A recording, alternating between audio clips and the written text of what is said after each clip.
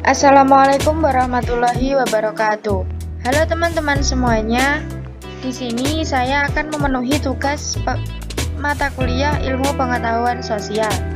Nah, kali ini materi yang akan kita bahas yaitu mengenai pendekatan pembelajaran IPS di SD atau MI. Sebelumnya, perkenalkan nama saya Intan Sania Putri dengan nomor NIM 1262052111034 dari kelas PGMI 5D. Di sini saya akan membahas mengenai pengertian dari pendekatan pembelajaran IPS dan juga macam-macam pendekatan pembelajaran IPS. Apa sih pengertian pendekatan pembelajaran itu? Pendekatan dapat diartikan sebagai titik tolak atau sudut pandang kita terhadap proses pembelajaran. Istilah pendekatan merujuk kepada pandangan tentang terjadinya suatu proses yang sifatnya masih sangat umum. Sedangkan pembelajaran adalah suatu sistem yang bertujuan untuk membantu proses belajar siswa yang berisi serangkaian peristiwa yang dirancang dan disusun sedemikian rupa untuk mempengaruhi dan mendukung terjadinya proses belajar siswa yang bersifat internal. Pendekatan pembelajaran merupakan titik tolak atau sudut pandang kita terhadap proses pembelajaran yang merujuk pada pandangan terjadinya suatu proses yang sifatnya masih sangat umum. Di dalamnya mewadahi, menginspirasi, menguatkan, dan melatari metode pembelajaran dengan cakupan teoritis tertentu atau landasan sikap persepsi guru tentang bagaimana kegiatan pembelajaran akan dilaksanakan. Sudut pandang, sikap, dan persepsi guru ini akan menjadi dasar bagi tindakan guru dalam melaksanakan aktivitas proses pembelajaran. Macam-macam pendekatan pembelajaran IPS. Di sini kita akan membahas 10 pendekatan pembelajaran IPS. Yang pertama, pendekatan lingkungan, pendekatan konsep, pendekatan inquiry, pendekatan keterampilan proses, pendekatan pemecahan masalah, pendekatan berbasis proyek, pendekatan nilai, pendekatan komunikatif, pendekatan kooperatif, dan yang terakhir ada pendekatan CTL. Yang pertama yaitu pendekatan lingkungan. Dalam pendekatan lingkungan, IPS sebagai mata pelajaran yang membelanjakan peserta didik untuk bermasyarakat, perlu memperhatikan lingkungan sebagai topik kajian, baik lingkungan sosial budaya maupun lingkungan fisik. Pendekatan ini bisa diawali dari lingkungan peserta didik yang paling dekat yaitu keluarga. Untuk menanamkan nilai moral dan aktivitas bermasyarakat, guru perlu mencermati lingkungan sebagai aspek yang berperan dalam membentuk perilaku peserta didik, seperti lingkungan kauman, lingkungan perdagangan, dan yang terakhir lingkungan pertanian. Yang kedua yaitu mengenai pendekatan konsep. Konsep merupakan generalisasi yang membantu mengklasifikasikan dan mengorganisasikan pengetahuan dan pengalaman serta untuk memprediksi. Menurut Florence Whittleston, konsep adalah unsur yang mempresentasikan masalah yang paling utama karena ia sering diasumsikan sebagai sesuatu yang statis.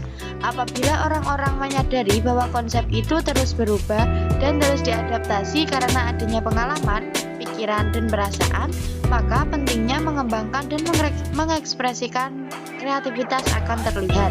Pendekatan konsep menekankan bahwa pemahaman konsep sangat memengaruhi perilaku peserta didik.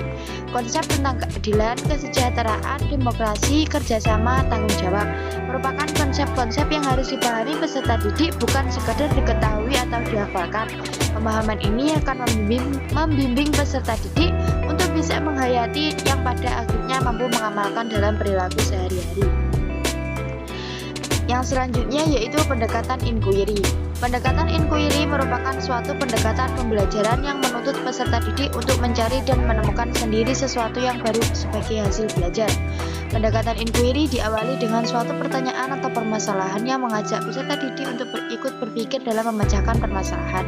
Dalam proses inquiry akan tumbuh dan berkembang secara spontan rasa ingin tahu dan berpartisipasi dalam pemecahan masalah melalui tanya jawab yang didesain oleh guru.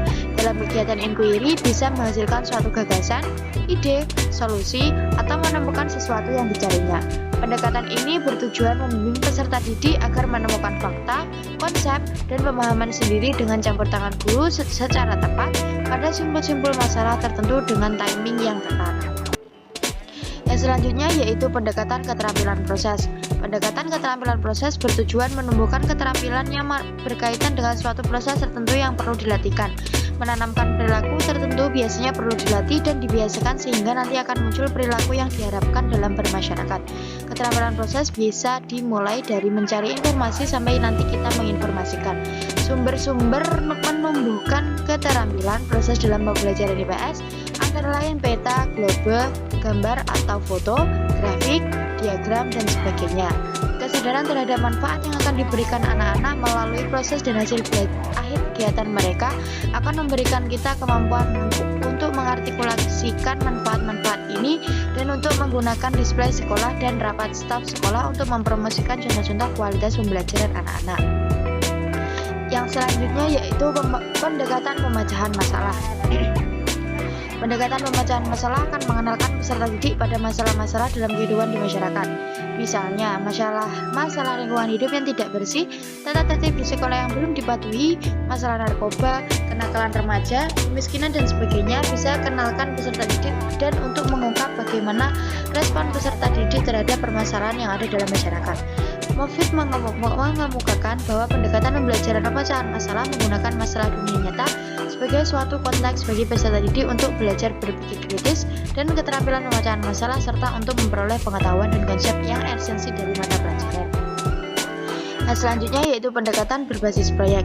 Pendekatan ini merupakan di mana peserta didik dalam proses belajar memecahkan suatu permasalahan menggunakan prosedur yang membutuhkan kemandirian dan suasana kerja sama tim yang sulit. Yang selanjutnya yaitu pendekatan nilai. Pendekatan nilai dikembangkan untuk menumbuhkan sikap dan toleransi peserta didik dalam berperilaku di masyarakat, menumbuhkan kepekaan dan rasa tanggung jawab sosial dengan didasari oleh pengetahuan dan keterampilan sosial, sikap demokratis dan bekerja sama maupun berkompetisi perlu ditemukan sejak sini. Pengembangan etika dilaksanakan dalam rangka penanaman sikap dan nilai-nilai ilmiah, sosial, dan moral, termasuk menghargai dan mengangkat nilai-nilai pluralis dan nilai-nilai universal. Contoh materi pada pelajaran IPS yaitu mengenai individu dan masyarakat, manusia dan lingkungannya, pengaruh kebudayaan luar terhadap kebudayaan Indonesia, perjuangan bangsa Indonesia menuju kemerdekaan, dan HAM, demokrasi, dan penegakan hukum. Yang selanjutnya yaitu pendekatan komunikatif. Pendekatan komunikatif mengutamakan efektivitas komunikasi guru dan peserta didik. Pendekatan ini memperlihatkan tingkat kematangan kognitif peserta didik dan sekuensial materi atau istilah bahasa yang digunakan guru adalah bahasa yang dapat dimengerti dan dipahami oleh peserta didik. Bahasa dan istilah-istilah yang digunakan guru haruslah dimengerti dan dipahami sehingga tidak terjadi miskonsepsi atau salah pengertian. Dalam pendekatan komunikatif ini diharapkan muncul komunikasi karakter, yaitu komunikasi antar dua atau lebih individu yang berjalan secara terus-menerus dalam waktu yang panjang, sehingga perilaku muncul sebagai karakter dan terkomunikasikan secara domain. Yang selanjutnya yaitu pendekatan kooperatif. Di dalam kelas kooperatif, peserta didik belajar bersama dalam kelompok-kelompok kecil terdiri dari 4-5 peserta didik. Peserta didik dikelompokkan secara heterogen. Selama belajar secara kooperatif, mereka diajarkan keterampilan-keterampilan kooperatif agar dapat bekerja sama dengan baik di dalam kelompoknya. Dan yang terakhir yaitu pendekatan CTL. Pembelajaran ini merupakan suatu model pembelajaran yang intinya membantu guru untuk mengaitkan materi pelajaran dengan kehidupan nyata dan memotivasi peserta didik mengaitkan antara pengetahuan yang dipelajari dan penerapannya dalam kehidupan mereka. Pengajaran kontekstual adalah pengajaran yang memungkinkan peserta didik siswi TK sampai dengan SMA untuk menguatkan, memperluas, dan menerapkan pengetahuan dan keterampilan akademik mereka dalam berbagai macam tatanan dalam sekolah dan luar sekolah agar dapat memecahkan masalah-masalah dunia nyata atau masalah-masalah yang disimulasikan. Baik, itulah penyampaian materi mengenai pendekatan-pendekatan pembelajaran IPS di MI atau SD. Semoga bermanfaat untuk kita semua. Kurang lebihnya saya mohon maaf. Jangan lupa untuk subscribe channel ini ya. Jangan lupa komen juga dan juga like. Kurang lebihnya mohon maaf. Wassalamualaikum warahmatullahi wabarakatuh.